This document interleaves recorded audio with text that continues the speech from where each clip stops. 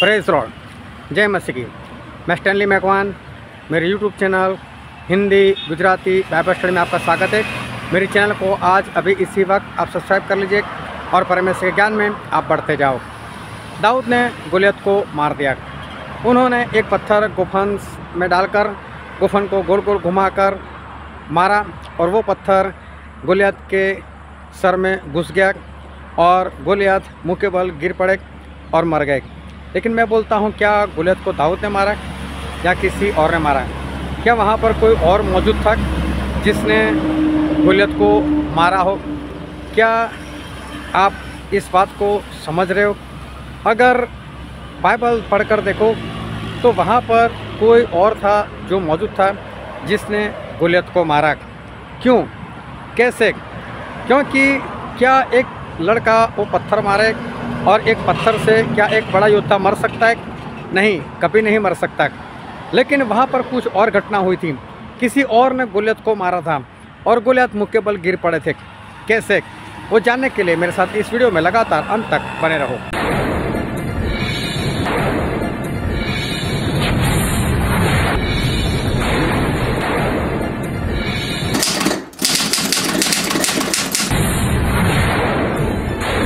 परमेश्वर पिता का बहुत धन्यवाद करते हैं कि हमारे परमेश्वर जिंदा और सच्चे परमेश्वर है और हमारे परमेश्वर हमसे बातचीत करते रहते हैं। आज भी हमसे बातचीत करने वाले हैं, तो बहुत ध्यान से परमेश्वर के वचन को सुनना, समझना, ग्रहण करना और उसके अनुसार चलना।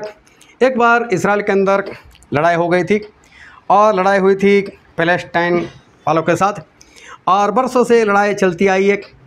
तो उस वक्त एक बार फिर से हो गई, लेकिन इस बार हालात कुछ अलग थे, क्योंकि जो फ़िलिस्तीन लोग हैं उनके देश का एक शहर था गाथ और वहाँ का एक योद्धा था जिसका नाम था गोलियत। और गोलियत अपने ज़माने में एक राक्षस पुत्र के समान था। 9.5 फुट की उसकी हाइट थी और बड़ा योद्धा था। अभी 9.5 फुट जब मैं हाइट बोलता हूँ तो समझ लो ये छत है, वहाँ तक उसका सर चला जाएगा। अभी इतनी ऊंचाई जिसकी हो तो उसके हाथ कितने लंबे होने चाहिए, उसके पैर कितने लंबे होने चाहिए और उसके हाथों में जो तलवार होगी वो कितनी लंबी होगी, उसके हाथ में जो भाला होगा वो कितना लंबा होगा। और अगर हमें किसी को तलवार मारने के लिए जाना है तो कम से कम हमारा जो हाथ है जो ज़्यादा से ज़्यादा 1.5 फुट का होता है और उसमें अगर तलवार देखो तो मान लो 3 फुट की तलवार, 1.5 फुट का हाथ, मतलब ज़्यादा से ज़्यादा हमारी तलवार की जो नोक है वो 4.5 फुट तक आगे जाएगी। और ये तो था ही 9.5 फुट की हाइट वाला, तो मुझे लगता है इसके तो हाथ ही 4 फीट जितने तो होंगे। और उसके हाथ में जो तलवार होगी वो फिर 3 फीट वाली नहीं होगी, 5 फीट की होगी कम से कम। अगर 5 फुट, 4 फुट, 9 फुट समझ लो। अगर उसको मारना है तो हमें कम से कम उसके पास इतना पास में जाना पड़ेगा कि कम से कम 4.5 फीट उतना पास हमको जाना पड़ेगा। और उसको हमें मारना है तो 9 फुट की दूरी से मार सकता है। इसका मतलब कोई भी उसके पास जा ही नहीं सकता।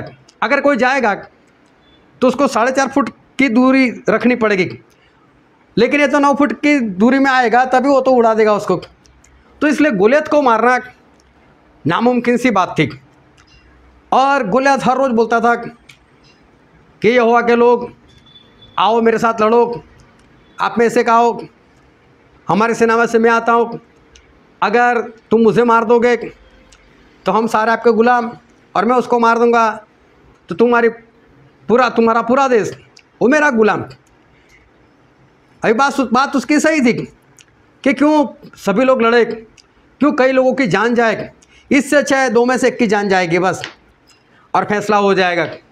सभी को मालूम है कि गोलियत को मारना नामुमकिन है। कोई उसके पास नहीं जा रहा है, कोई युद्ध नहीं कर रहा है। शाऊल राजा थे, उनको भी डर लग रहा है, कोई नहीं जा रहा है। हर रोज़ सुबह होती है, ये गोलियत बाहर निकलता है और गोलियत बाहर निकलकर ज़ोरों ज़ोरों से बोलता है, ए यहोवा के लोग आओ, डरपोक लोग, गालियाँ बोल रहा है, परमेश्वर को गालियाँ बोल रहा है। और इस तरह से वो परमेश्वर के नाम की निंदा कर रहा है, परमेश्वर के लोगों की निंदा कर रहा है, लेकिन कोई नहीं आ रहा है।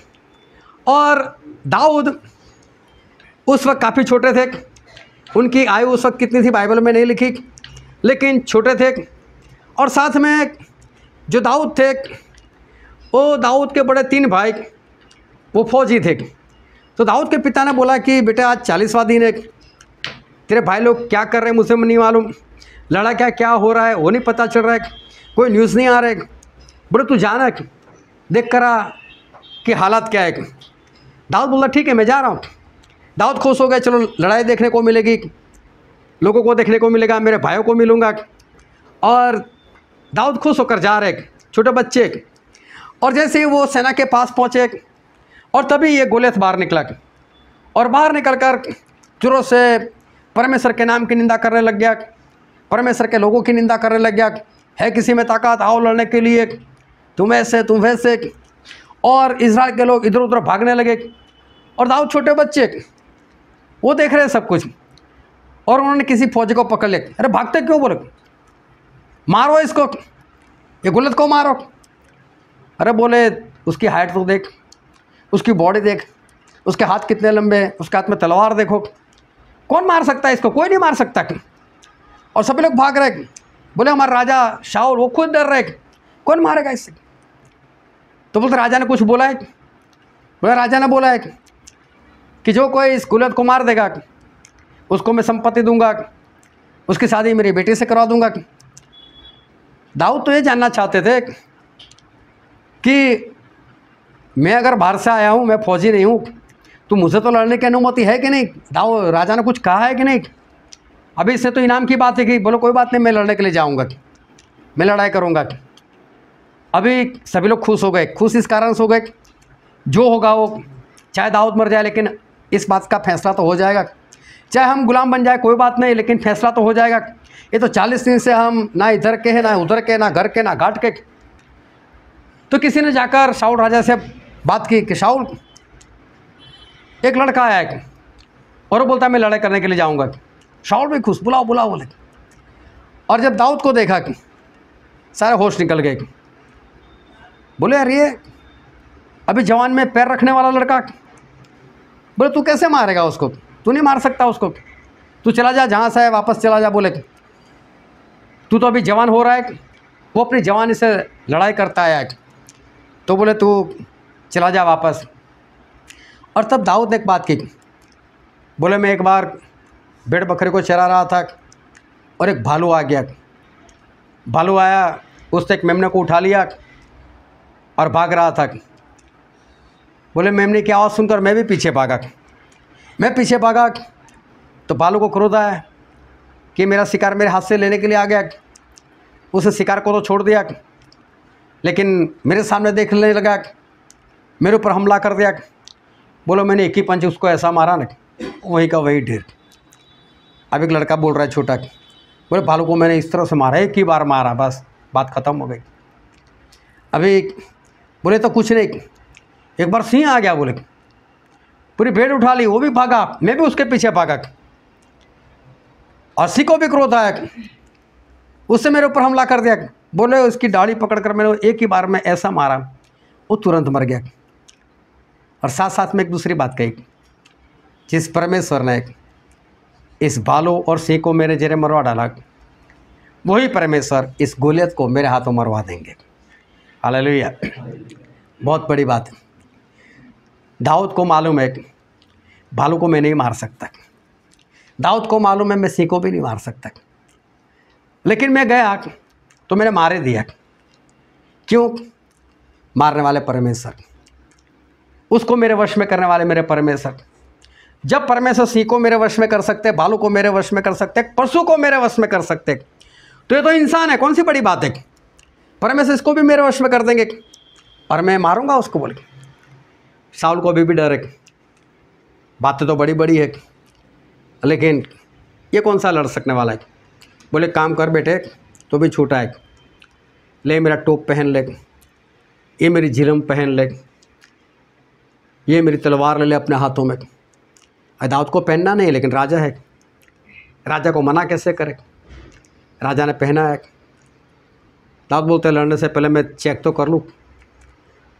दाऊद से चला नहीं जा रहा है। दाऊद बोलते राजा जी निकाल दो इसको।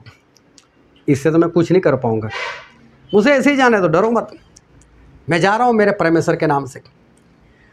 और दाऊद ने एक छोटी सी लकड़ी हाथ में ली, गोफन लिया, रास्ते से 5 पत्थर लिए और अपनी थैली में डाल दिए और वो लड़ाई करने के लिए निकल पड़ा। अभी उधर गोलियत देख रहा है, कुछ तो हो रहा है वहाँ पर, कुछ तो बातें हो रही, कोई तो आ रहा है लड़ने के लिए। और देखा तो एक लड़का आया, देखो ये 9.5 फुट का एक हट्टा कट्टा सा योद्धा, जिलम पहनी हुई है, टोप पहना हुआ है, जूते पहने हुए, तलवार है, भाला है, सब कुछ है। और इधर एक छोटा सा लड़का, हाथ में लकड़ी, एक हाथ में गोफन, 5 पत्थर थैली में, और बिंदास सा आ रहा है। अभी गोलियत की हालत देखो कैसी हुई होगी। 40वें दिन वो भी एक लड़का आया मारने के लिए, उसकी इज्जत पर कैसी आ पड़ी होगी। बोले इसके साथ मुझे लड़ाई करनी है, लेकिन अभी क्रोध भी इतना था, कोई बात नहीं, इसको ही मार देते हो। बोला आ जा, मैं कुत्ता दिखता हूँ तुझे, एक छोटी लकड़ी लेकर तू मुझे मारने के लिए आया। बोला आज तेरा मांस मैं पंछियों को खिलाऊंगा। बोले दाऊद भी इधर बोल रहे वह तो भाला लेकर आ रहा है, तलवार लेकर आ रहा है, लेकिन मालूम है मैं मेरे परमेश्वर यहोवा के नाम से आ रहा हूँ। और बोले आज मैं तेरी गर्दन काट दूंगा। बोले अभी तलवार भी नहीं है साथ में। और बोले मैं तेरी गर्दन उड़ा दूंगा। और बोले तू तो क्या, तेरी पूरी सेना, उन सभी का मांस मैं जंगली पशु को खिलाऊंगा। देखो एक छोटे लड़के की हिम्मत देखो, उसके शब्द को देखो। बोले जिस परमेश्वर की तूने निंदा की है ना, आज वही परमेश्वर तुझे मेरे हवाले कर देंगे, और देख मैं तेरे क्या हाल करता हूँ। अब इसको इतना क्रोध आ गया, वो भागा इसको मारने के लिए।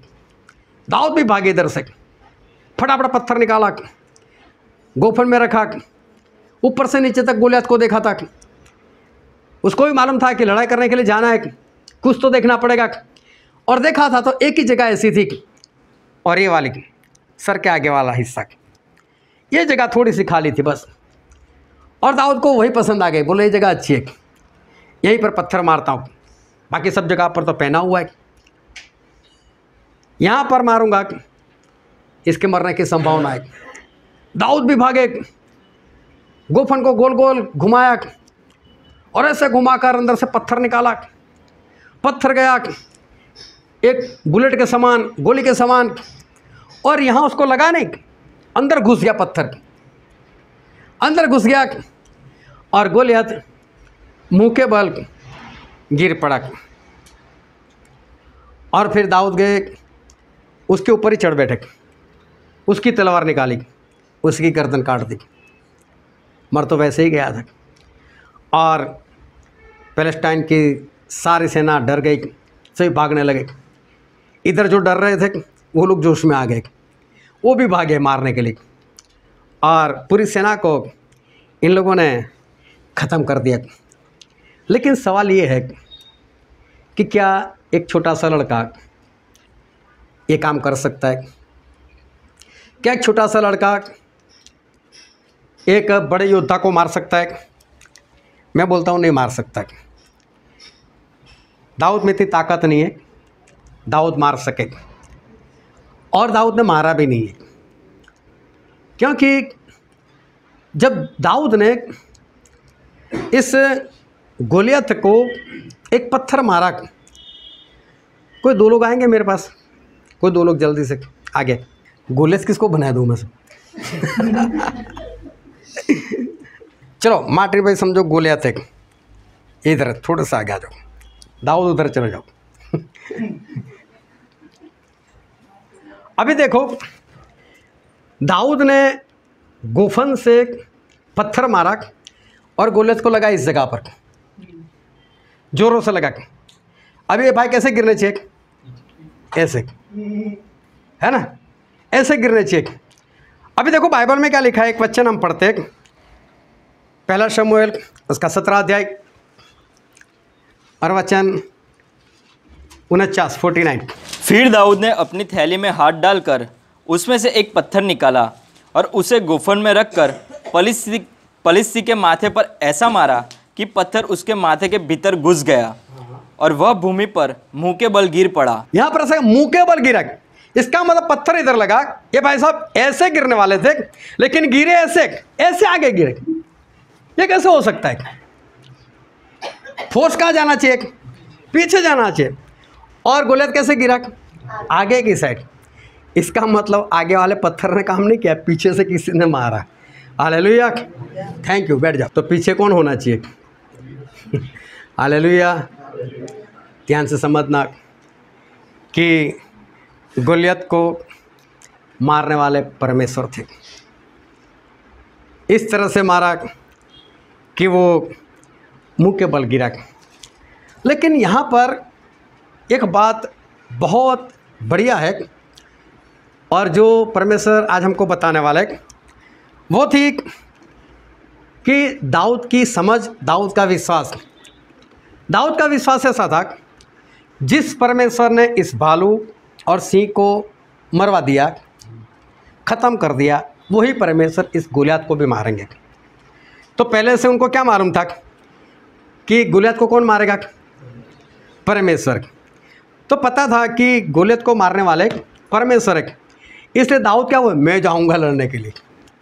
मालूम है क्रेडिट अपने को मिलने वाले, मारने वाले परमेश्वर, बिंदास से जाओ। सिंह में भी मैं कौन सा था? क्या एक पंच में सिंह मरता है? क्या भालू मरता है?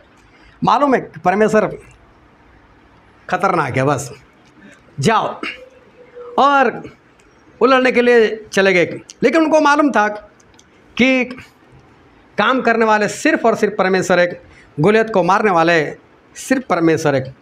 और दाऊद ने देखो कैसी बात कही थी। एक वचन और पढ़ते हैं, पहला शमूएल उसका 17 अध्याय और 36 और 37 वचन। तेरे दास ने सिंह और भालू दोनों को मार डाला और वह खतना रहित पलिश्ती उनके समान हो जाएगा, क्योंकि उसने जीवित परमेश्वर की सेना को ललकारा है। फिर दाऊद ने कहा, यहोवा जिसने मुझे सिंह और भालू दोनों के पंजे से बचाया है, वह मुझे उस पलिश्ती के हाथ से भी बचाएगा। शाऊल ने दाऊद से कहा, जा, यहोवा तेरे साथ रहे। हालेलुया। दाऊद को पहले से मालूम था कि गोलियत को मारने वाले परमेश्वर, जिस तरह से भालू और सिंह को परमेश्वर ने मार दिया, उसी तरह से गोलियत को भी मार देंगे। फिर आगे पढ़ते उसका 45 और 46 वचन। दाऊद ने पलिश्ती से कहा, तू तो तलवार और भाला और सांग लिए हुए मेरे पास आता है, परंतु मैं सेनाओं के यहोवा के नाम से तेरे सामने आता हूँ, जो इजरायली सेना का परमेश्वर है, और उसी को तूने ललकारा है। आज के दिन यहोवा तुझको मेरे हाथ में कर देगा और मैं तुझको मारूंगा और तेरा सिर तेरे धड़ से अलग करूंगा। और मैं आज के दिन पलिश्ती सेना की लौंदे, आकाश के पक्षियों और पृथ्वी के जीव जंतुओं को दे दूंगा। तब समस्त पृथ्वी के लोग जान लेंगे कि इज़राइल में एक परमेश्वर है। हालेलुया। देखो दाऊद का विश्वास था कि परमेश्वर आएंगे और परमेश्वर एक गोलियत को मारेंगे, उनको मालूम था। और दाऊद फिर भी लड़ने के लिए गए। अभी बात कैसे है कि समझ लो बाहर कोई योद्धा आया, अभी हमको मालूम है कि मारने वाले कौन है? परमेश्वर। तो उठकर कौन जाएगा उसके साथ लड़ने के लिए?